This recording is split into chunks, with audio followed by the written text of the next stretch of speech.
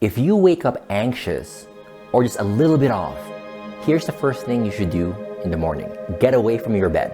Your bed is where you dump all the energy that you absorb the day before, all that stress. You release it and you dump it when you go to sleep. And when you wake up with a lot of it, feeling a lot of it intensely. You might feel overwhelmed, you might feel, have clarity, or you might just feel tense. And there's a few things you can do. One, get some sunlight, because the sun will clear all that excess energy. 5 minutes under the sun will do wonders for you in the morning. Or you can move your body physically, because as you move your body, you're releasing all the excess energy that may be trapped. And if it's trapped, it's gonna cause you to feel on edge at times. Third thing you can do is ground. Get outside, put your feet on the ground. Maybe it's behind a tree and you're leaning on a tree, and use nature to help release all the negative energy that you absorb throughout the night.